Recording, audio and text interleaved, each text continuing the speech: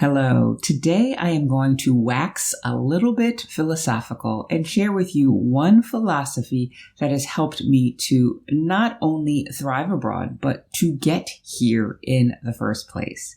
Thank you so much for joining me today. My name is Patricia Brooks. I am an American expat living in France, and I help people who are ready to start the next chapters of their lives in a country that is different from the one they are in now, find the confidence and courage to do that. And on this channel, I talk about life in France, moving abroad, and how to find that confidence and courage so that you can live the kind of life you know you were meant to live.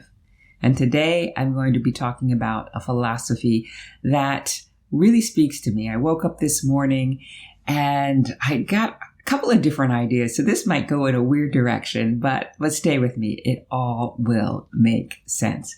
And today I am bringing you a ride along / walk along video. So enjoy the view. All right. So I woke up this morning and I started to write. I'm working on my third book. This is the second draft and I'm so ready for it to be done. But as I was looking at that, I had typed in a quote from William Arthur Ward. The pessimist complains about the wind. The optimist expects it to change.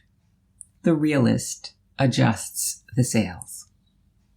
So this is a philosophy that has helped me to move through challenges in my life, that has helped me to move from Richmond, Virginia to Perpignan, France, right? And then on to Sarre, right? This is a philosophy that has helped me to thrive here, to feel like France is my home. And I think this is an important philosophy for anybody who is moving through life. Now, I want to kind of back up a little bit and share with you something else that came to me this morning. I read this quote. I was looking at what I'd already written, and I thought, yes, the realist adjusts the sails. And what came to me was that, life is a video game. Now, here's the part where I say, stay with me. I hate video games, but in video games, you have to move through a series of challenges. Things are thrown at you. You've got to dodge. You've got to do certain things so that you can sustain your life and get to the next level and to the next level and to the next level. So life really is a video game because as we're living life, things come at us, things change, things that we hadn't expected happen. And we can do one of three things. We can be a pessimist and we can complain about it and do nothing about it and complain about it and feel bad because we're just complaining about it and nothing is happening. We can be the optimist and say, it's just going to change. And it may change, right? Life does change.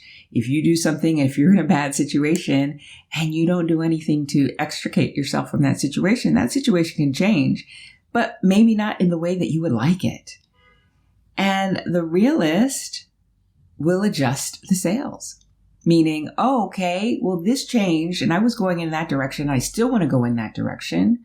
But I'm going to have to do something. I'm going to have to adjust the sails so that I can get to where I need to go, right?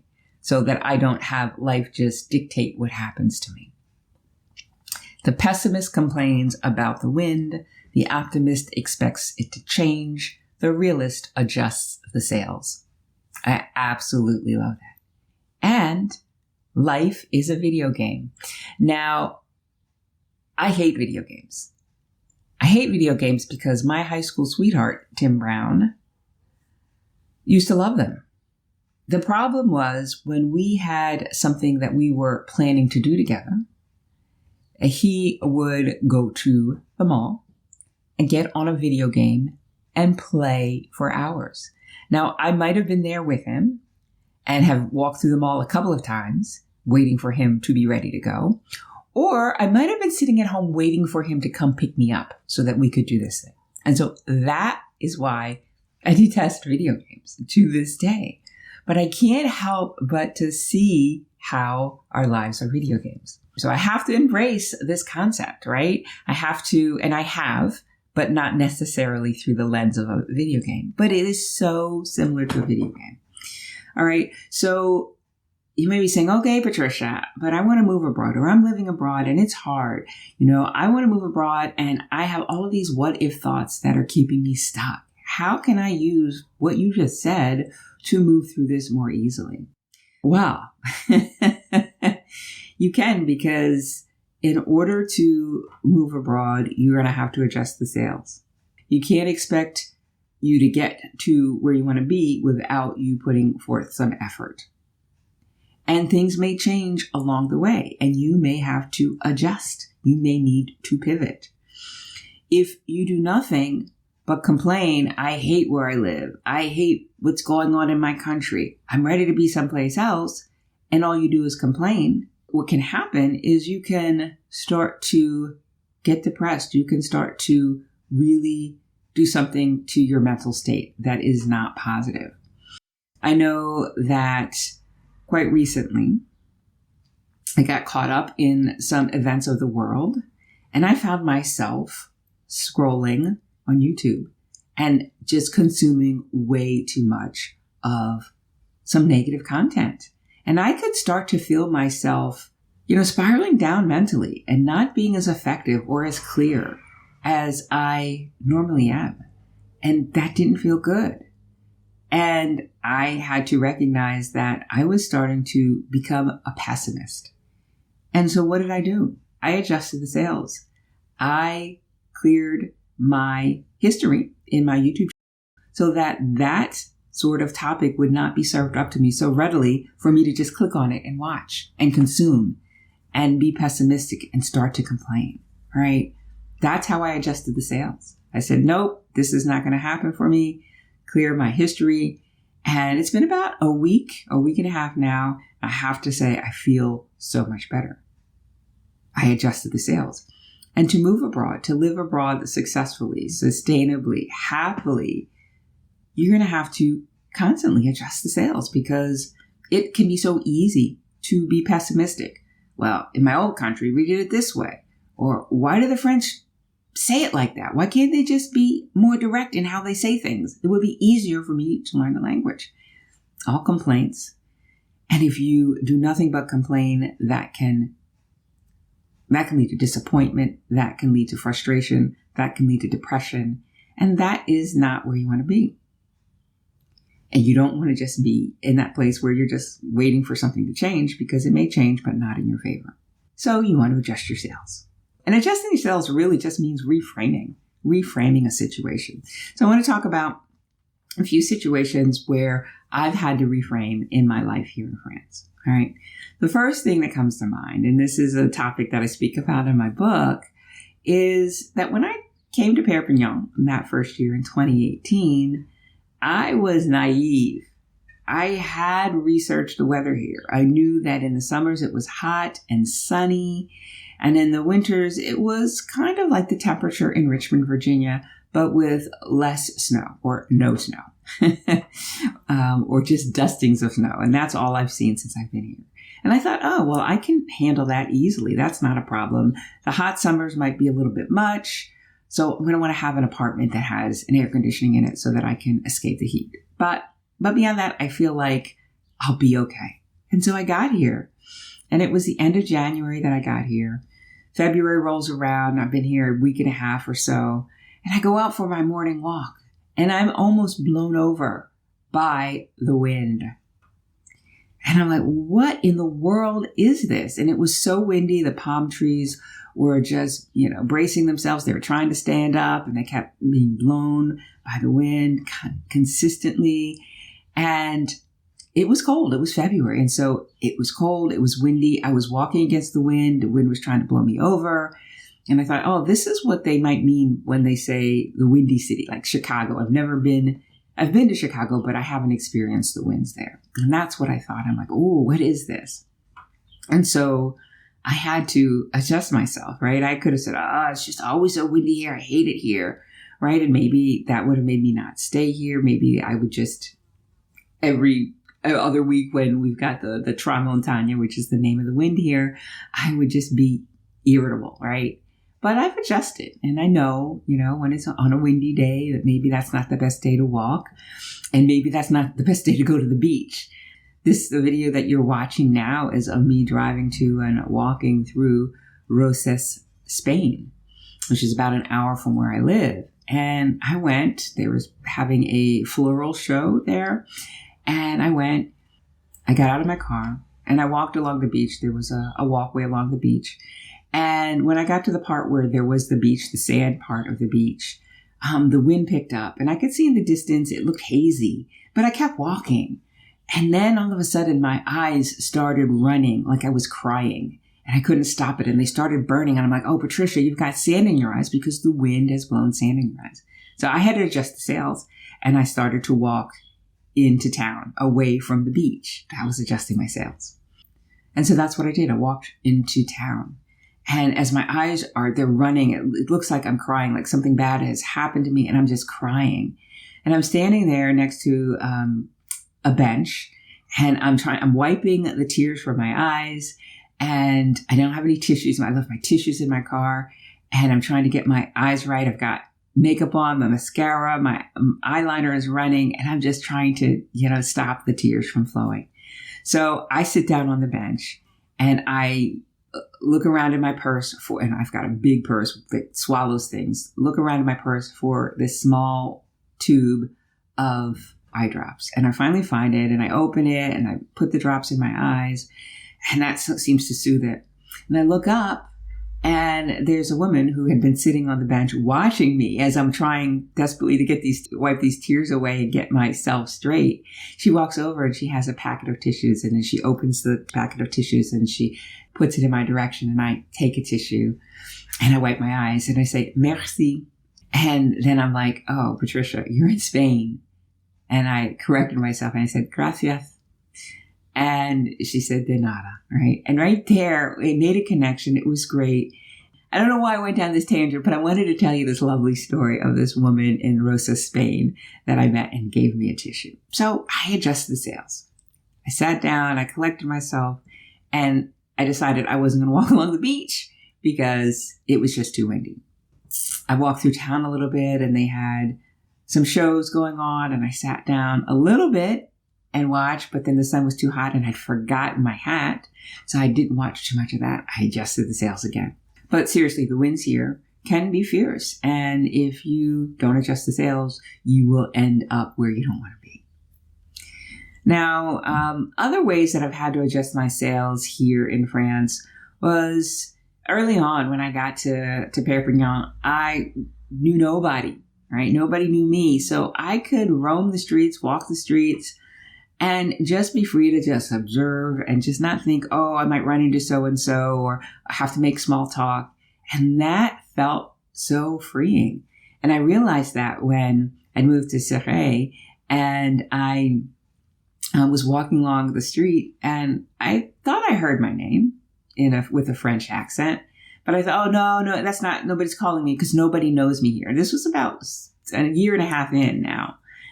And I kept on walking. And then again, I hear my name, and I turn around this time, and it's a woman that my French teacher who lives here introduced me to. And I felt so bad for not turning in the first place, but she knew me, I knew her, and we greeted each other.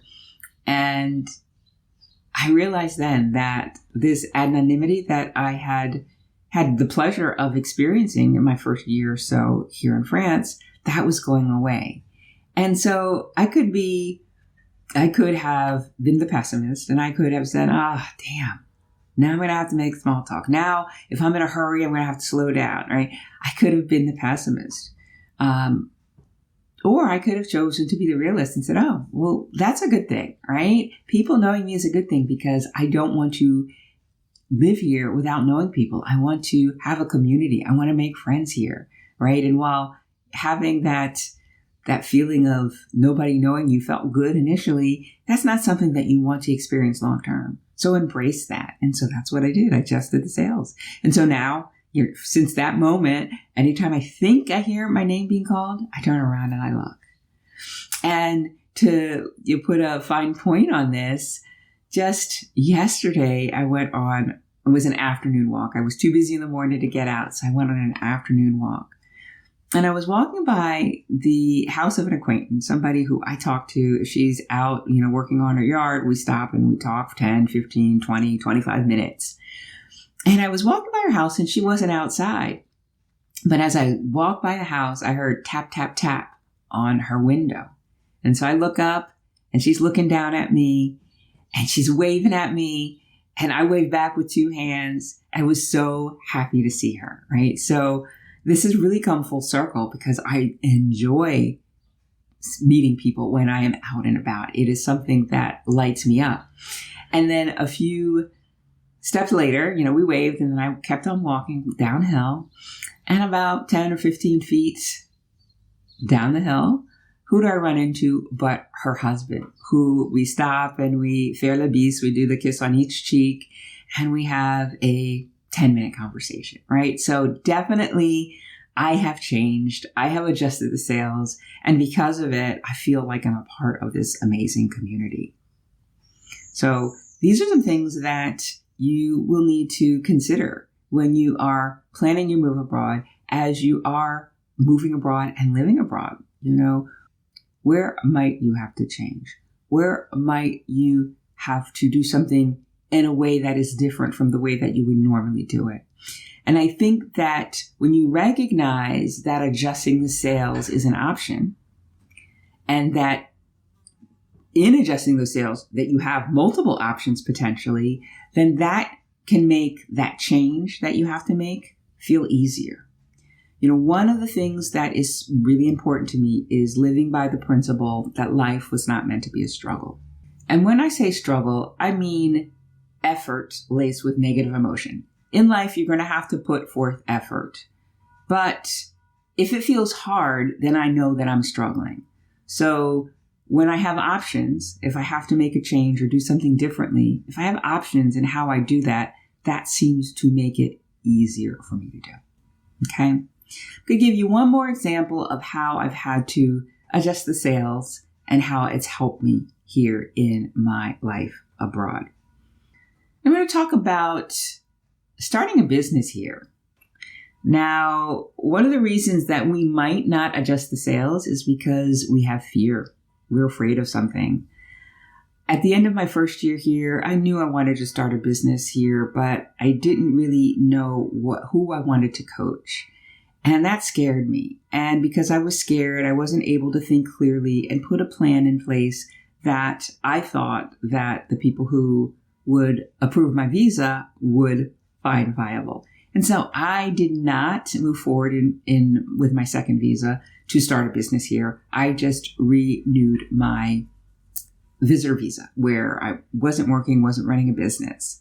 And that was fine because I had enough savings. But halfway through my second year, I felt like, oh yeah, Patricia, you really need to start a business. You're going to need to figure out how you're going to support yourself beyond your savings.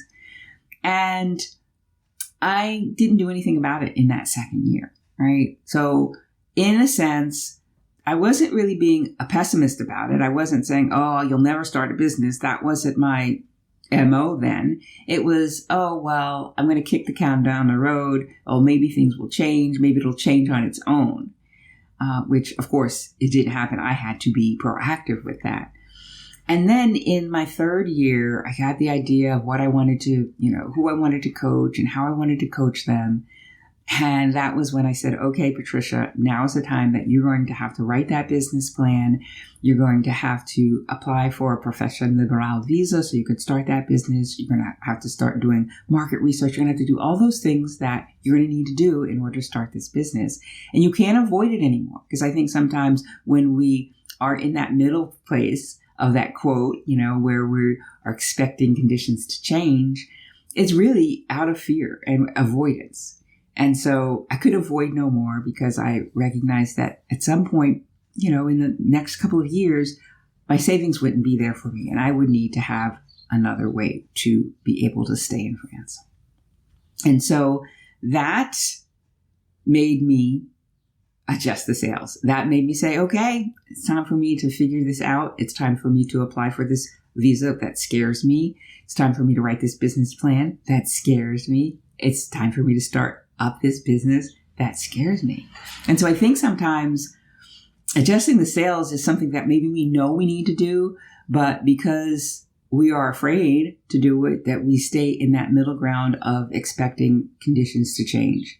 And like I said, sometimes they do change, but oftentimes not in the way that we would like them to.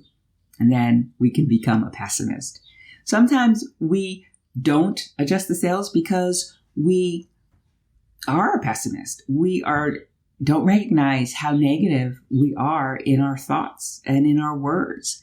And sometimes we don't even believe that it's possible for us to change, for us to adjust those sales so that we can get to where we're going in a manner that suits us, so that life doesn't have to be a struggle. So that is what I wanted to share with you today. What are your thoughts on this quote?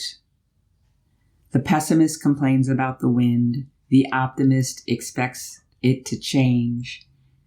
And the realist adjusts the sails. Let me know in the comments. All right. That is something that I really enjoyed doing, being a little bit philosophical. If you like that, give this video a thumbs up. So if you are in the process of making a move abroad and you're feeling stuck, maybe you know what you need to do, but you aren't doing those things and you're avoiding out of fear, right? You're not adjusting the sales. You're not pivoting. You're not doing what is necessary. Then I'd love to have a conversation with you. I'm going to put a link to a complimentary discovery call in the description so that you and I can talk about where you are, where it is you want to be, what things are holding you back, and if our working together could help you get there sooner and with more ease. So check out that link in the description, and I look forward to talking to you soon. So that is all I have for you today. If you enjoyed this video, give it a thumbs up, share it with your friends, subscribe, and I will see you again next time. Bye for now.